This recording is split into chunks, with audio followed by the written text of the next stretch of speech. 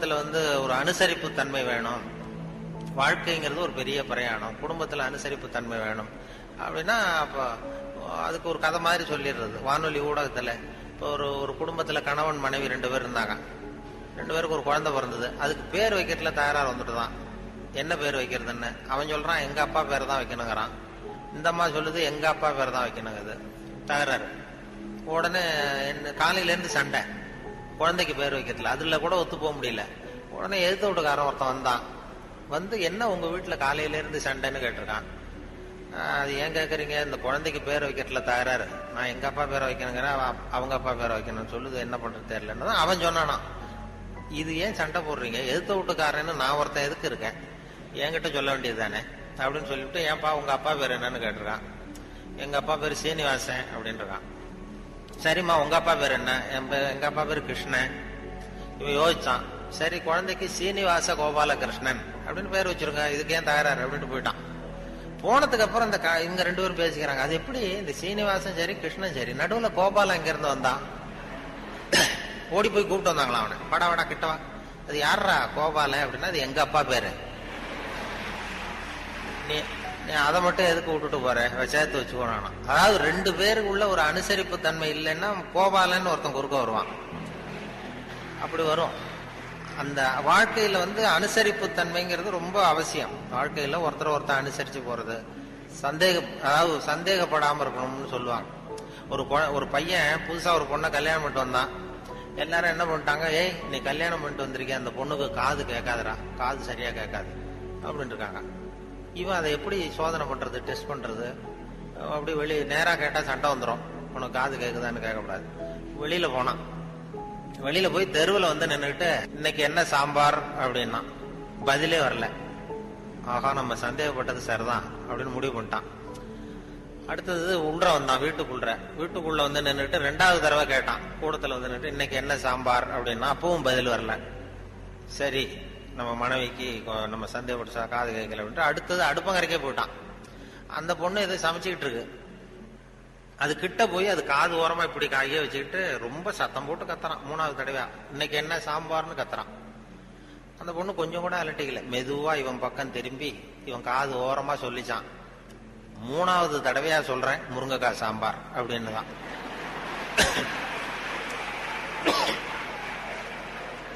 இவனுக்கு காது கேட்கல. இவன் அதை போய் குத்துறான். அதான் தன் குற்றம் நீங்கி பிறர் குற்றம் காண்கிற்பின் என் குற்றமாகும் இறைக்குன்னு சொல்லுவாங்க. அதுல திருவள்ளுவர் இதுல என்னன்னா ரொம்ப கிட்டத்துல நமக்கு புத்தி சொல்றவர் அவர் தான். மற்றவங்க எல்லாம் எட்டத்துல இருந்து சொல்லுவாங்க. நீங்க நல்லது செஞ்சா எதுக்கும் கவலைப்படாதீங்க அப்படின்னு எத்தனையோ பேர் உபதேசம் பண்ணுவாங்க. நமக்கு உபதேசம், நீ நல்ல காரியம் செய்யறது நல்ல காரியமா, எதுக்கும் கவலைப்படாது, நீ பாட்டு செஞ்சுட்டு போடா அப்படிம்பாங்க. அது நம்ம மேல ரொம்ப அக்கறை உள்ளவங்க தான் அதை சொல்லுவாங்க. பலனை பத்தி கவலைப்படாத, நீ பாட்டு எதை வேணாலும் செஞ்சுட்டு போ, கடமையை செஞ்சுட்டு போடான்னு உபதேசம் பண்றது இருக்காங்க நிறைய. நன்று ஆற்றல் உள்ளும் தவறுண்டு, அவரவர் பண்பறிந்து ஆற்றா கடை. நீ நல்லது செஞ்சா கூட தப்பு வந்துடும், ஜாக்கிரதையாரு அப்படின்னாரு. அது நம்ம பேர்ல அக்கறை, அவ்வளவு அக்கறை உள்ளவங்க தான் அதை சொல்ல முடியும். இப்ப ஒருத்தன் ஒரு தெருவில் ஒருத்தன் குடிகாரன் நடு ராத்திரி 12 மணி ஆடிக்கிட்டே நிக்கிறான். ஒரு பெரியவர் வந்தார். ஏய் இந்த நேரம் அப்படி அநியாயமா அப்படி ஆடிட்டு நிக்கிறீங்க, உங்க வீடு எங்கடா இருக்குன்னா அண்ணாந்து பார்த்தான். பக்கத்துல பார்த்தார், ஒரு மாடிப்படி மாதிரி படிப்படியா இருக்கு, அங்க ஒரு ரூம் இருக்கு, கதவு இருந்தது. அங்கதான் இருக்கேன்னா பிடிச்சி எடுத்துட்டு போனார். வாடா உன்னை கொண்டு வீட்டுல விடுறேன்னா வரமாட்டேங்கிறான். நீ வாடான்னு வலு கட்டாயமா அந்த பெரியவர் அந்த குடிகாரனை பிடிச்சி தரன்னு இழுத்துட்டு போய் மாடிப்படியில இந்த கதவை திறந்து உள்ள போய் படுறா அப்படின்னா போக மாட்டேங்கிறான். ஒரு வலு கட்டாயமா கழுத்தை பிடிச்சி உள்ள தள்ளி கதவை சாத்திவிட்டு இறங்கி வந்துட்டார். அப்பாடா ஒரு நல்ல காரியம் பண்ணோம். வந்தா இன்னொருத்தன் அதே மாதிரி ஆடிட்டு வரான் கீழே. ஏய் நீ என்னடா பண்ணா, இவனும் அதே மாதிரி ஆடுறான். சரி வாடா உனக்கு இங்கதான் நான் அண்ணந்து பார்த்தான். சரிவா அங்கதான் தங்கியிருக்கேன்னு பிடிச்சி தரன்னு இழுத்துட்டு போய் கதவு திறந்து போடான்னு அவனும் போக மாட்டேங்கிறான். அவனையும் வலு கட்டாயமா தள்ளிவிட்டு மூடி விட்டு கீழே இறங்கி வந்தார். வந்தா 3வது ஆளு ரொம்ப பயங்கரமா ஆடிட்டு வரான். எத்தனை பேருடா இன்னைக்கு இப்படி புறப்பட்டு இருக்கீங்க, எல்லாம் அங்கதான் இருக்கீங்களா அப்படின்னு சொல்லி வாடா மேலன்னு கூப்பிட்டாரு. நான் வரமாட்டேன்னு கத்தனான். அதெல்லாம் முடியாது, ஒன்னு அங்க விட்டுட்டு தான் போவேன்னு அவர் பெரியவர் இழுக்கிறார். இழுத்ததும் உடனே போலீஸ்னு கத்திருக்கான். போலீஸ்காரர் வந்துட்டார். அந்த போலீஸுக்காரர்கிட்ட அவன் புகார் பண்றான். இந்த பாருங்க சார், யாரோ ஒரு பெரியவர் என்ன இந்த வழியா மேல கொண்டு போய் அந்த கதவை திறந்து அந்த பக்கமா இருக்கிற குப்பை குழியில தள்ளி விட்டுட்டு இருக்கிறார் 3 தடவையா. நாங்க இறங்கி கீழே வந்துட்டு இருக்கேன். இன்னும் 2 தரம் தள்ளி விட்டாருன்னா செத்து போடுவோம் சார் அப்படின்னா. இதான் நன்று ஆற்றல் உள்ளும் தவறுண்டு, அவரவர் பண்பறிந்த ஆற்றா கடை. நீ நல்லதுதான் செஞ்சார், தப்பு வந்துடும், அது அவ்வளவு தூரம் அவர் தான் சொல்ல முடியும். அந்த நன்று ஆற்றல் உள்ளும் தவறுண்டு, அவரவர் பண்பறிந்த ஆற்றா. நல்லதுன்னு செய்வாங்க. அப்போ ஒருத்தன் யார்கிட்ட நண்பர்கள்ட்ட கேட்டான், ஒரு 100 ரூபா கொடுங்கடா, ஏதாவது தொழில் செஞ்சு பொழைச்சிக்கிறேன்னு. யாருமே கொடுக்கறதுக்கு ஆள் இல்லை, யாருமே இல்லை. உடனே அவன் என்ன பண்ணா, சரி மனிதர்கள் யாரும் நமக்கு உதவி பண்ண மாட்டேங்கிறாங்க, நமக்கு தேவை ஒரு 100 ரூபா, இது கடவுளுக்கே ஒரு லெட்டர் போட்டு பார்ப்போம், அவர் தானே எல்லாரையும் படைச்சார், அவர் கொடுக்குறாரா பார்ப்போம். ஒரு போஸ்ட் கார்டு வாங்கினான். போஸ்ட் கார்டை வாங்கி அதில் அன்புள்ள கடவுள் அவர்களுக்கு வணக்கம், எனக்கு மனிதர்கள் யாரும் உதவி செய்ய மாட்டேங்கிறாங்க, எனக்கு ஒரு 100 ரூபா இருந்தால் அதை வச்சு நான் பொழைச்சிக்குவேன், நானே ஒரு 100 ரூபாயை எனக்கு அனுப்பி வைக்கும்படி கேட்டுக்கொள்கிறேன்னு போட்டு கையெழுத்து போட்டான். போட்டு அந்த பக்கம் திருப்பி அட்ரஸ் எழுதணும்ல, பெறுகிறவர் முகவரி, உயர்திரு கடவுள் அவர்கள், அப்புறம் தெரு நம்ம வீட்டு நம்பர் தெரு ஒன்றும் தெரியல. யோசிச்சான், கடவுள் அட்ரஸ் எப்படி கண்டுபிடிக்கிறது யோசிச்சு, சரி எல்லார அட்ரஸும் போஸ்ட் மாஸ்டருக்கு தெரியும் அப்படின்னு சொல்லி கடவுள் கேரா போஸ்ட் மாஸ்டர் அண்ணாமலை நகர் சிதம்பரம்னு போட்டு விட்டான். அந்த போஸ்ட் மாஸ்டர் ஒரு நல்ல எண்ணம் படைச்சவர். அவர் என்ன பண்ணிட்டாரு, யாரோ ஒருத்தன் அப்பாவித்தனமா 100 ரூபா கேட்டிருக்கான், நாமளே அனுப்பிச்சிருவோம், கடவுளுக்கு அனுப்பிதான் அப்படின்னு சொல்லி அங்க போஸ்ட் ஆஃபீஸ்ல வேலை செய்யறவங்கள்ட்ட எல்லாம் உங்களால முடிஞ்சதை கொடுங்கப்பா, ஹெல்ப் பண்ணுங்க, அவனுக்கு உதவி பண்ணுவோம்னா ஆளுக்கு உடனே 5-10 எடுத்து கொடுத்தாங்க. எல்லாரும் சேர்த்தா ஒரு 90 ரூபா சேர்ந்து போச்சு. உடனே சேர்ந்த வரைக்கும் அனுப்பிச்சிருவோம் அப்படின்னு சொல்லி மணி ஆர்டர் ஃபார்ம் எடுத்தாரு. மணி ஆர்டர் கமிஷனையும் அவரே ஒத்துக்கிட்டார். அவரே எடுத்துக்கிட்டு அந்த சேர்ந்த பணம் 90 ரூபாய் வச்சு அந்த அவனுக்கு அனுப்பிச்சிட்டாரு. அவன் வாங்கிட்டான். வாங்கி 90 ரூபாய் வாங்கிட்டு மறுபடியும் ஒரு போஸ்ட் கார்டு வாங்கினான். வாங்கி மறுபடியும் கடவுளுக்கே ஒரு லெட்டர் எழுதினான். அன்புள்ள கடவுள் அவர்களுக்கு வணக்கம், நீங்கள் அனுப்பிய பணம் வந்து சேர்ந்தது, ரொம்ப நன்றி. இருந்தாலும் உங்களுக்கு ஒரு யோசனை சொல்ல விரும்புகிறேன், ஆலோசனை, அறிவுரை.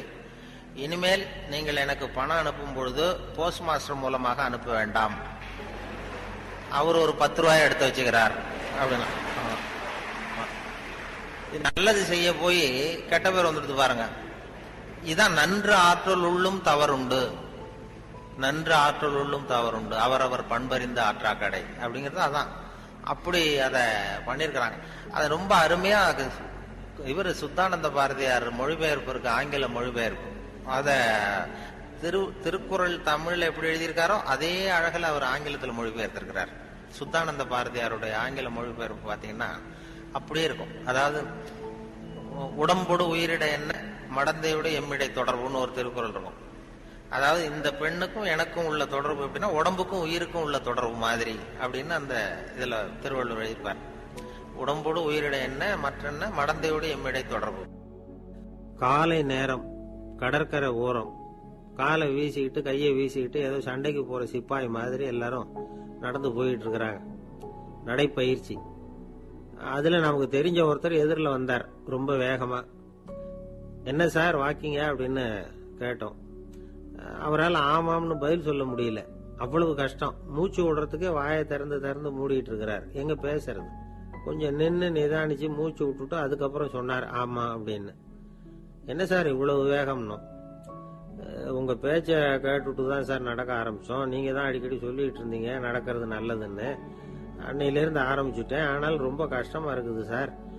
இப்ப பாருங்க உங்ககிட்ட சுலபமா பேசக்கூட முடியல, மூச்சு வாங்குது, உடம்பு கூட வலிக்கிறது மாதிரி இருக்கு அப்படின்னு அவர் பாட்டுக்கு பேச ஆரம்பிச்சுட்டார். உங்களை யாரு சார் இவ்வளவு வேகமா நடக்க சொன்னது, வேகத்தை குறைங்க, மெதுவா நடங்க அப்படின்னோம். நீங்க நடக்கிறதுனால என்னென்ன சௌகரியம்னு அன்னைக்கு சொன்னீங்களே தவிர சௌகரியமா நடக்கிறது எப்படின்னு சொல்லலையே அப்படின்னாரு அவர். இன்னமும் லேசா மூச்சு வாங்கிக்கிட்டே சொன்னா கூட இவர் சொல்றதுலயும் ஒரு நியாயம் இருக்கு. சங்கீத வித்வான்கள்ல பல வகை உண்டு. சில குறிப்பிட்ட ராகங்களை பாடுறதுல அவங்களுக்கு பெருமை வர்றது உண்டு. ஆனா ஒருத்தர் இருந்தார், அவரால் ஒரு ராகத்துக்கே பெருமை வந்தது. அந்த ராகத்தை அவர் வாசிச்சு கேட்கணும் அப்படின்னு சொல்லுவாங்க. அது என்ன ராகம்னா தோடி ராகம். சரி, அந்த வித்வான் யாருன்னா அவர் தான் திருவாவடுதுறை ராஜரத்னம் பிள்ளை. பேராசிரியர் கல்கி ஒரு சமயம் தம்முடைய பத்திரிகையெல்லாம் எழுதினாராம். அதை அப்படியே படிக்கிறேன் கேளுங்களேன்.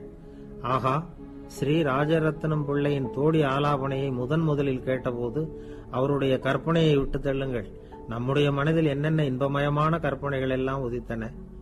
குழந்தை தாயிடம் கொஞ்சம் குரலை கேட்டோம், அன்னை குழந்தையிடம் கொஞ்சம் குரலை கேட்டோம், ரதியும் மன்மதனும் பேசிக்கொண்ட காதல் மொழிகளை கேட்டோம். முருகன் சிவபெருமான் செவிகுளிர மொழிந்த உபதேசத்தை கேட்டோம். கலைமகள் கவிஞனுக்கு அருளிய ஆசி மொழிகளை கேட்டோம். நாரத முனிவருடைய தம்பூரா சுருதியை கேட்டோம். ராவணன் தன் எலும்பை ஒடித்து வீணையாகச் செய்து வாசித்த கானத்தை கேட்டோம். கானப் பறவைகளின் கலகல ஒலியை கேட்டோம். கோலக் குயில்களின் குரல் இனிமையை கேட்டோம். இப்படிலாம் பேராசிரியர் கல்கி விமர்சனம் எழுதியிருக்கிறார். திருவாவடுதுறை ராஜரத்னம் பிள்ளை அவர்களுடைய வாசிப்பை கேட்டுட்டு டி.என். ராஜரத்னம் பிள்ளை இறந்து போனார். அப்போ கவிஞர் கண்ணதாசன் எழுதினார், செவியனில் ஓடி எங்கள் சிந்தையில் ஓடி இந்த புவியெல்லாம் ஓடி நின்பார் பொங்கிய தோடி வேறெங்கு எவரிடம் போகும் ஐய இனி அதை காப்பார் யாவர் அவிந்தனின் சடலத்தோடே அவிந்தது தோடிதானும் அப்படின்னு எழுதினாராம். அந்த அளவுக்கு அவருடைய தோடியை ரசித்தவர்கள் உண்டு. அதே மாதிரி தோடின்னா என்னன்னு தெரியாமலே அவரை ரசித்தவங்களும் அந்த காலத்துல உண்டு. அதாவது ஒரு பெரிய சபையில இவர் வாய்ச்சிக்கிட்டு இருக்கிறார். பாதியில ஒரு பெரிய மனுஷன் உள்ள வந்தார். அவர் உடம்புல பட்டு வேஷ்டி, ஜருக, அங்கவஸ்திரம், வாயில வெத்தலை, வாசனை புகையில, காதுல வைரக்கடுக்கன், கழுத்துல தங்க சங்கிலி, கை விரல் பூரா மோதிரம், கையில ஒரு வெள்ளி வெத்தலை புட்டி, உதவிக்கு 2 பேர் பக்கத்துல. இவ்வளவு பந்தாவோட வர்றார் கச்சேரி கேட்கறதுக்கு. இப்படி வந்தவர் முதல் வரிசையில உட்கார்ந்தார். வித்வான் வாசிச்சு முடிச்சதும் இவர் அவரை பார்த்து, ஐயா நீங்க தோடி வாசிக்கிறதுல ரொம்ப கெட்டிக்காரர்னு கேள்விப்பட்டிருக்கேன், அதை கேட்கறதுக்காக தான் மெனக்கிட்டு வந்திருக்கிறேன், அதை வாசிங்களேன் அப்படின்னாராம் இந்த பெரியவர். ராஜரத்னம் பிள்ளைக்கு ஒன்னும் புரியல. ஏன்னா இதுவரைக்கும் அவர் வாசிச்சுக்கிட்டு இருந்ததே அந்த தோடி ராகத்தை தான். அதை வாசிச்சு முடிச்சதும் அதை வாசிங்களேன்னு இவர் கேட்கிறார். அப்படின்னா இவரோட ஞானம் எப்படிப்பட்டது? இவ்வளவும் கேட்டுட்டு இப்படி கேட்கிறாரே அப்படின்னு அவர் யோசிச்சிருக்கிறார் ராஜரத்னம் பிள்ளை. உடனே என்ன பண்ணாரு தெரியுமா? பக்கத்துல ரொம்ப சாதுவா சுருதி போட்டுக்கிட்டு இருந்த ஒரு முதுகுல ஓங்கி ஒரு குத்து விட்டாராம். அவருக்கு ஒன்னும் புரியல, எதுக்கு நம்மளை அடிக்கிறாரு இவரு, நம்மளை குத்துறாரு வித்வான்னு. அவர் அதிர்ச்சியால இவர் நிமிர்ந்து பார்த்திருக்கார். அப்ப ராஜரத்னம் பிள்ளை சொன்னாராம், ஏய்யா ஐயா பெரிய மனுஷன், என்னுடைய பரம ரசிகர், தோடி ராகம் கேட்கணுங்கிறதுக்காக இவ்வளவு தூரம் வந்திருக்கிறார், முத வரிசையில் உட்கார்ந்துருக்கார்.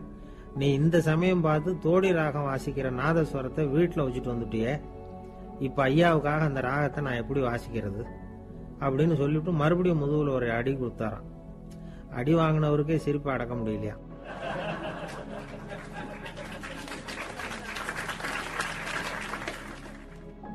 ஒரு மனுஷனை பார்த்து என்கிட்ட வாலாட்டாதே அப்படின்னு சொன்னா அவன் நம்ம கிட்ட ஏதோ வம்புக்கு வர்றான்னு அர்த்தம். ஒரு நாயை பார்த்து யாரும் என்கிட்ட வாலாட்டாதே அப்படின்னு சொல்றது இல்லை. ஏன்னா நாய் வாலாட்டுனா அது நம்ம கிட்ட தன்னுடைய நன்றியை தெரிவிக்கிறதாக நினைச்சுக்கிட்டு இருக்கிறோம். ஆனா அது அப்படி இல்லை அப்படின்னு சொல்றாங்க அது சம்பந்தமான நிபுணர்கள். ஒரு நாய் தன்னுடைய வாலை இந்த பக்கமும் அந்த பக்கமுமா இப்படியும் அப்படியும் ஆட்டிக்கிட்டு இருந்தா அது பதட்டத்துல கூட இருக்கலாம். நாய் நட்பா இருந்தாலும் வாலாட்டும், ஆத்திரத்துல இருந்தாலும் வாலாட்டும், கோபத்துல இருந்தாலும் வாலாட்டும், குழப்பத்துல இருந்தாலும் வாலாட்டும், மகிழ்ச்சியா இருந்தா கூட அது வாலாட்டும். அதை நாம தப்பா புரிஞ்சுக்கிட்டு அதுகிட்ட போய் மாட்டிக்க கூடாது. நாயை பத்தி எனக்கு நல்லா தெரியும் அப்படின்னு சொல்றவங்க கூட அதுகிட்ட கடி வாங்கிட்டு நிக்கிறது உண்டு. நிபுணர்கள் என்ன சொல்றாங்க தெரியுமா? எப்பவுமே நாய்கள் திடீர்னு கடிச்சு விடுறது இல்ல, கடிக்கிறதுக்கு முன்னாடி சில அறிகுறிகளை காட்டும். அதை சரியா புரிஞ்சுக்கிட்டோம்னா தப்பிச்சுக்கலாம். ஒரு வீட்டுக்கு போறீங்க, அங்க புதுசா ஒரு நாயை பாக்குறீங்க, உடனே அதுகிட்ட போய் குனிஞ்சு சிரிச்சுக்கிட்டே அது தலையில தட்டுறீங்க. இது ரொம்ப தப்பா. ஒரு நாய் இன்னொரு நாயை நேருக்கு நேரு பார்த்து பல்ல காட்டுனா அது தன்னுடைய தன்முனைப்பை காட்டுதுன்னு அர்த்தமா. உன்னை விட நான் பெரியவன் அப்படின்னு சொல்லுதுன்னு அர்த்தம். அதனால நீங்க அது மாதிரி கிட்ட போய் சிரிக்கிறோம் அப்படின்னு நினைச்சுக்கிட்டு பல்ல காட்டினா உங்களையும் எதிரியா நினைச்சிரும். இன்னொரு விஷயம் என்னன்னா, தலையில தட்டுனா நாய்க்கு பிடிக்காது. அது தன்னை அடக்கிறதாகவும் அச்சுறுத்துறதாகவும் நினைச்சுக்கிட்டு இருக்கும். சரி, அப்படின்னா புதுசா ஒரு இடத்துல அல்லது வீட்டுல நாய்க்குட்டிய பார்த்தா என்ன பண்றது? நீங்க சும்மா இருங்க, அதுவா கிட்ட வரட்டும். அதுக்கப்புறம் அதுகிட்ட கனிவா பேசுங்க. கண்ணம், மார்பு, தோல் இங்க எல்லாம் தட்டலாம், தப்பு இல்லையா? தலையில தான் தட்டப்படாதான். ஒரு நாய் உங்களை நோக்கி ஓடி வருது, நீங்களும் ஓடுனா அது துரத்த ஆரம்பிச்சிடும். அசையாம சில மாதிரி நின்னுடுங்க, அது கிட்ட வராது. அதுக்கு ஆர்வம் இல்லாம போயிடும். ஒரு தெருவில் சின்ன பிள்ளைங்க நிறைய பேர் விளையாடிட்டு இருக்கிறாங்க. அப்ப சில நாய்கள் அங்க ஓடி வருது. எல்லாரும் ஓடினாங்க. அப்படி ஓடுறப்போ ஒரு பையன் கால் தடிக்கு கீழே விழுந்துட்டான். என்னாச்சு தெரியுமா? துரத்திட்டு வந்த நாய்கள்லாம் கீழே விழுந்தவன ஒன்னும் செய்யல, அவன் கிட்டே போல. ஓடிக்கிட்டு இருந்தாங்கல்ல பசங்க, அவங்கள துரத்திக்கிட்டு அவங்க பின்னாடி ஓடிச்சான். அதுதான் நாய்களுடைய சுபாவம். ஒரு நாய் நம்மளை நேருக்கு நேர் முறைச்சு பாக்குதுன்னு வச்சுங்க, நாமளும் அதை முறைச்சு பார்க்க கூடாது. நாம வேற பக்கம் எங்கேயாவது பார்க்க ஆரம்பிச்சிடணும். ஒரு நாய் கோபமா இருந்ததுன்னா அதோட வால் உறுதியா நேரா நிக்கும். ஒரு நாய் பணிந்து போனா அல்லது பயந்து போனா அது தன்னோட வாலை காலுக்கு நடுவுல வச்சுக்கும். ஒரு நாய் நம்மளை பார்த்து பயந்து நிக்குதுன்னு வச்சுங்க, அதனால நமக்கு ஆபத்து இல்லைன்னு நினைச்சிடக்கூடாது. உங்களை பார்த்துட்டு ஒரு நாய் ஒடுங்குச்சுன்னா நீங்க விலகி போயிடணும் அப்படின்னு அது நினைக்குது. நிறைய பேர் பயந்து போன நாயால கடிபடுறாங்க. இவன் நம்மளை விட பெரிய ஆள், மாட்டிக்கிட்டோம், வேற வழி இல்லை அப்படிங்கிற நினைப்புல தான் நாய் கடிக்க ஆரம்பிக்குதான். இதே மாதிரி சங்கிலியால கட்டி போடப்பட்டிருக்கிற நாயும் ஆபத்தானதுதான். தொடர்ந்து கட்டி சுவாமி, உங்களுக்கே சிக்கலா? இந்த உலகத்து சிக்கல்களுக்கும் சிரமங்களுக்கும் அப்பாற்பட்டவர் அல்லவா தாங்கள்? அப்படிப்பட்ட உங்களுக்கு சிக்கல்னா அது எப்படி அப்படின்னாங்க. எனக்கு ஏற்பட்டிருக்கிற சிக்கல் அவ்வளவு பெருசு, ரொம்ப பெரிய விவகாரம் அது அப்படின்னார் குரு. கொஞ்சம் விவரமா சொல்லுங்க அப்படின்னாங்க இவங்க. இப்போ அந்த குரு விவரத்தை சொன்னார். அதாவது நேத்திர பொழுது அவங்களுக்குலாம் ரொம்ப அதிர்ச்சியாக இருந்துதான். ஏன்னா அது ரொம்ப பின்தங்கிய நிலையில் இருந்திருக்கு, வளர்ச்சி அடையாத நிலையில் இருந்திருக்கு. அவங்க கண்டுபிடிச்ச பிரகாரம் அப்போ மனசோட சராசரி வயசு என்ன தெரியுமா? 14.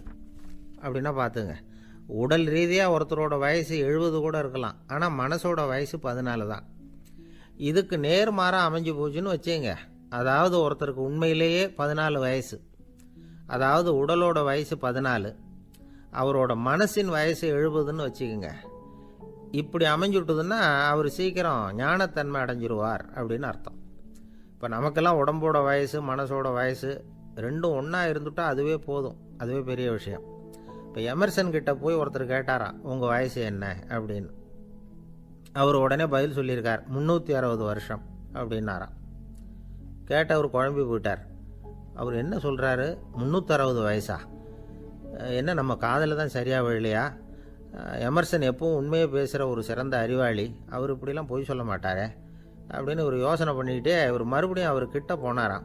ஐயா, நீங்கள் சொன்னது சரியாக என் காதில் விழலை, அதனால் மறுபடியும் கேட்குறேன், உங்கள் வயசு என்ன அப்படின்னாராம்.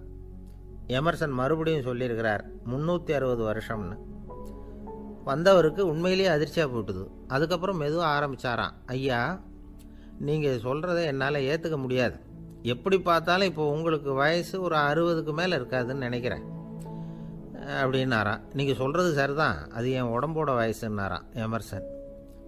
அப்படின்னா ஏற்கனவே நீங்கள் சொன்னது அப்படின்னு கேட்டிருக்காரு, அது என் மனசோட வயசு அப்படின்னாராம். நம்மளை பொறுத்த வரைக்கும் அறிவு தூசு படிஞ்சிருக்கு, அது மாதிரியே அன்பும் மாசுபட்டிருக்கு. இது ரெண்டையும் சுத்தம் பண்ண வேண்டியிருக்குது. அப்போ தான் நாம் சரியான வயசில் வாழ முடியும். ஒரு ஆசாமி இருக்கிறார், அவருக்கு உடம்போட வயசு அதிகம், மனசோட வயசு ரொம்ப குறைச்சல், குழந்த மாதிரி. அவர் ஒரு ஆஸ்பத்திரியில் படுத்திருக்கிறார். நர்ஸம்மா எல்லாருக்கும் மருந்து கொடுத்துட்டு போகிறாங்க. கொஞ்ச நேரம் கழித்து திரும்பி வந்தாங்க.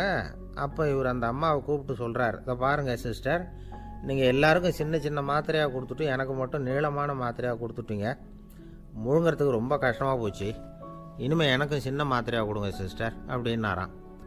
அந்த அம்மா உடனே அதிர்ச்சியாகி தலையில் அடிச்சுக்கிட்டாங்களாம். நான் கஷ்டப்பட்டு மாத்திரையை முழுங்கினத்துக்கு நீங்கள் ஏமா தலையில் தட்டிக்கிறீங்க அப்படின்னு கேட்டிருக்காரு இவர். இதுக்கு அவங்க சொல்லியிருக்கிறாங்க, நான் உங்களுக்கு கொடுத்துட்டு போனது மாத்திரை இல்லைங்க, அது தெர்மாமீட்டர் அப்படின்னாங்களாம்.